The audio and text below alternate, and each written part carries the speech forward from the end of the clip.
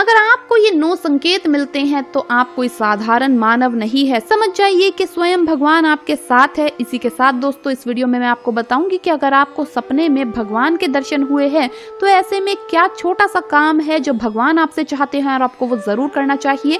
और इसी के साथ हम जानेंगे कि कौन सी वो गलती है जो अगर आपके सपने में भगवान दर्शन देकर गए हैं तो आपको कभी भी नहीं करनी चाहिए। तो पूरी जानकारी के लिए इस वीडियो को अंत तक जरूर देखिएगा। नमस्कार दोस्तों, स्वागत है आप सभी का एक बार फिर से। दोस्तों सच्ची श्रद्धा से कमेंट्स में जरूर लिखें हर हर महादेव। दोस्तों इस संपूर्ण विश्व में सर्वशक्तिमान ईश्वर ही है और उनकी इच्छा के बिना एक पत्ता भी नहीं हिल सकता। ये बात समय समय पर सिद्ध हो चुकी है। ईश्वर प्रत्यक्ष रूप से भले ही दिखाई ना दे, लेकिन अप्रत्यक्ष रूप से वो संसार के कण कण में बसे हुए हैं। ये बात भी सत्य है कि हम में से कुछ लोग बहुत भाग्यशाली होते हैं क्योंकि उन पर ईश्वर की विशेष कृपा होती है और कुछ ऐसी शक्तियां उनके आसपास हमेशा विद्यमान होती है जो हर समय उन्हें सही मार्ग दिखाती है और हर मुश्किल में सहायता करती है। यही नहीं, ये ईश्वरीय शक्तियां कुछ ऐसे व्यक्तियों को चुनती है जो खुद भी सही मार्ग पर चलकर दूसरे लोगों का भी सही मार्गदर्शन कर सके और उनकी सहायता कर सके। लेकिन हमें कैसे पता चल सकता है कि किन व्यक्तियों के साथ ये अलौकिक शक्तियां हैं या ईश्वर की कृपा कौन से व्यक्तियों पर है?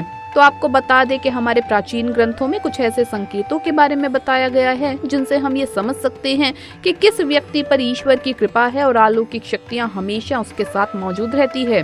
तो चलिए जान लेते हैं उन संकेतों के बारे में। लेकिन उससे पहले आपसे रिक्वेस्ट है कि वीडियो को लाइक करें, अपने दोस्तों के साथ शेयर करें और अगर आपने अभी तक चैनल को सब्सक्राइब नहीं किया तो सब्सक्राइब करके बेल आइकन जरूर प्रेस कर लें। दोस्तों पहली बात, जिस व्यक्ति में काम, क्रोध, ईर्ष्या, मोह, माया, लोभ, अहंकार जैसी भावनाएं ना हो, ऐसे व्यक्ति को ईश्वर की विशेष कृपा प्राप्त होती है। ऐसा व्यक्ति व्यभिचार नहीं करता, क्रोध नहीं करता और उसे अपने क्रोध पर काबू रखना आता है। ऐसा व्यक्ति अपने मुख से कभी भी गाली गलौज नहीं करता।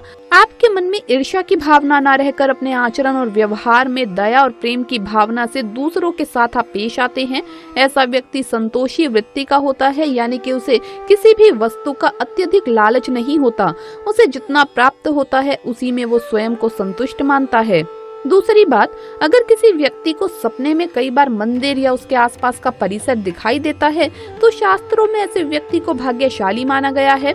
जिनके साथ ईश्वरीय शक्तियां जुड़ी होती है, केवल उन्हें ही सपने में ईश्वर दिखाई देते हैं। भगवान ऐसे व्यक्तियों को कुछ विशिष्ट संकेत भी देते हैं जिनसे वो व्यक्ति समझ सकते हैं कि अलौकिक शक्तियां हर कदम पर उनके साथ है। और जब भी आपके सपने में भगवान आते हैं तो आपको ये एक काम जरूर कर लेना चाहिए जिसके बारे में हम आपको आगे वीडियो में बताएंगे। और साथ ही मैं आपको बताऊंगी कि ऐसे सपने अगर आपको आते हैं तो क्या वो गलती है जो नहीं करनी चाहिए। जो व्यक्ति अपने दैनिक कार्यों से बचा हुआ समय ईश्वर की भक्ति, आराधना और नाम स्मरण में व्यतीत करता है और ईश्वर को ही सत्य मानते हुए उनकी अनुभूति करने में समर्थ होता है, वास्तव में उस व्यक्ति के आसपास ही ईश्वरीय शक्तियों का पवित्र घेरा होता है जिसके कारण उसे ईश्वर का आभास रहता है। चौथी बात, जो व्यक्ति समाज के प्रति अपना दायित्व समझते हुए सत् कार्य और पुण्य के काम करता है, मुसीबत में फंसे लोग और गरीब और लाचार व्यक्ति को यथासंभव सहायता करता है, आपदा और विपदा के समय मनुष्य और पशु पक्षियों की हर तरह से सहायता करता है, बूढ़े, असहाय और अपंग लोगों की समर्पित भाव से सेवा करता है, अपना कर्तव्य समझता है, धार्मिक कार्य करता है, ऐसा व्यक्ति वास्तव में समाज के लिए उदाहरण सिद्ध होता है। लेकिन आपको बता दें कि हर कोई व्यक्ति ऐसा काम नहीं कर सकता। जिस व्यक्ति के ऊपर भगवान की विशेष कृपा होती है उस व्यक्ति के अंदर ऐसे गुण उत्पन्न होते हैं। ऐसा व्यक्ति अंत में मोक्ष की प्राप्ति कर लेता है।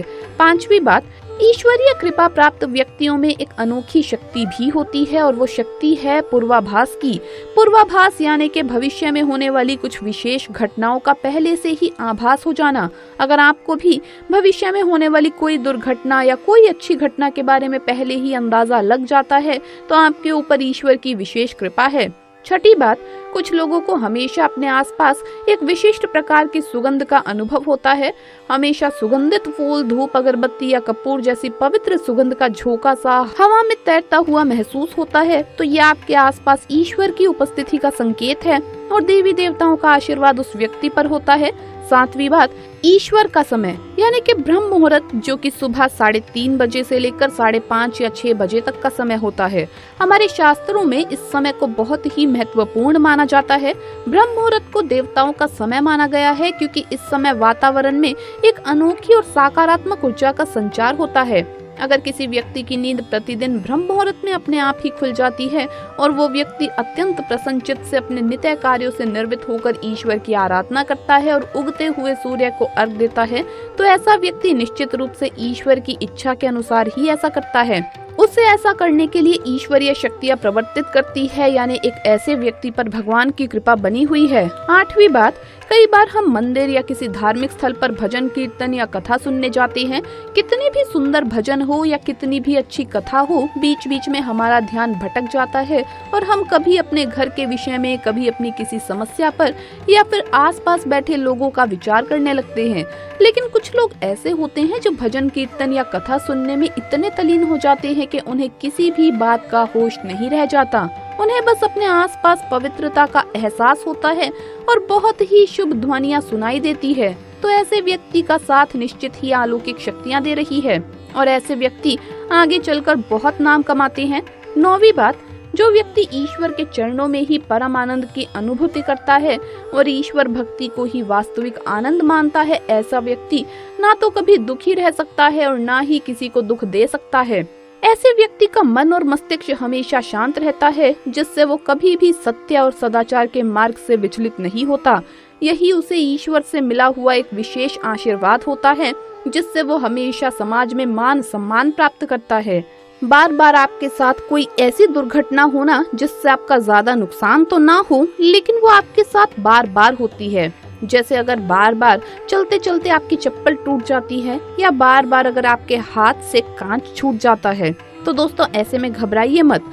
ये ईश्वर का ही आपको संकेत है कि आने वाले समय में वो आपका साथ तो देंगे, लेकिन आपको थोड़ा सा सजग हो जाने की जरूरत है।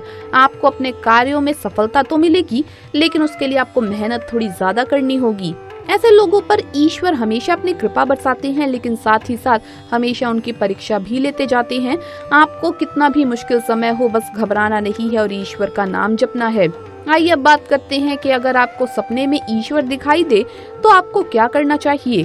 दोस्तों, आपको सपने में जिन भी भगवान के दर्शन हो, फिर चाहे वो महादेव हो, भगवान कृष्ण हो, हनुमान जी हो या विष्णु जी या स्वयं माँ लक्ष्मी, सबसे पहले तो आप इस बात को जान ले, आपको ये सपना किसी बाहरी व्यक्ति को नहीं बताना चाहिए। और इसका कारण ये है कि जब आपके सपने में भगवान दर्शन देते हैं तो मतलब वो आपसे खुश हैं और आपका अच्छा समय अब आने वाला है। लेकिन जब आप किसी बाहरी व्यक्ति को बता देते हैं इस बारे में, तो ऐसे में आपके आने वाले अच्छे समय को नजर लग जाती है। फिर चाहे आपका कोई शुभ चिंतक ही क्यों ना हो, आपको किसी बाहरी व्यक्ति को नहीं बताना चाहिए इस बारे में। दूसरी बात, जब आपको किसी भगवान के दर्शन होते हैं और आप उन्हीं के धर्म स्थल या मंदिर पर जाने की इच्छा काफी समय से अपने मन में लिए हुए थे, तो ये संकेत है कि भगवान आपको दर्शन के लिए बुला रहे हैं। ऐसे में जितना जल्दी संभव हो आपको भगवान के दर्शन कराना चाहिए। मान लीजिए आपको काफी समय से माँ वैष्णो देवी के मंदिर जाने की इच्छा है और ऐसे में आपको सपने में माता रानी के साक्षात दर्शन हो जाए, तो समझ जाइए कि माता रानी आपको दर्शन के लिए बुला रही है। ऐसे में जितना जल्दी संभव हो आपको दर्शन के लिए जरूर जाना चाहिए और वहां जाकर आप जो भी मनोकामना मांगते हैं वो जल्द ही पूर्ण होती है। तीसरी बात, स्वप्न में ईश्वर को देखना शुभ है या नहीं, ये इस बात पर निर्भर करता है कि आपने उन्हें किस मुद्रा में देखा है। अगर आप सपने में भगवान को उग्र या क्रोधित मुद्रा में देखते हैं तो ये शुभ नहीं माना जाता। इसका अर्थ माना जाता है कि आपको कोई भी गलत कार्य नहीं करना चाहिए और अगर आप कोई गलत काम कर रही हैं तो स्वयं में सुधार करने की जरूरत है। चौथी बात, अगर आप सपने में भगवान को अपने घर में देखते हैं तो इसका मतलब होता है कि आपके और परिवार के सदस्यों पर भगवान का आशीर्वाद बना हुआ है। वहीं अगर आप सपने में अपने कार्यस्थल या स्कूल जैसे स्थान पर भगवान को देखते हैं तो इसका अर्थ माना जाता है कि आपको अपने कार्य और शिक्षा के क्षेत्र में परिश्रम करने की आवश्यकता है। तो दोस्तों, ये थे वो 9 संकेत जिनसे हमें ये पता लगता है कि किसी भी व्यक्ति पर ईश्वर की कृपा है। अगर आपको भी ऐसे संकेत मिलते हैं तो कमेंट्स में जरूर बताइएगा। वीडियो कैसा लगा कमेंट्स में जरूर बताएं। इस वीडियो को लाइक करें, अपने दोस्तों के साथ शेयर करें और हमें सब्सक्राइब करना ना भूलें। जल्द मुलाकात होगी अगली वीडियो में। हर हर महादेव, जय महाकाल।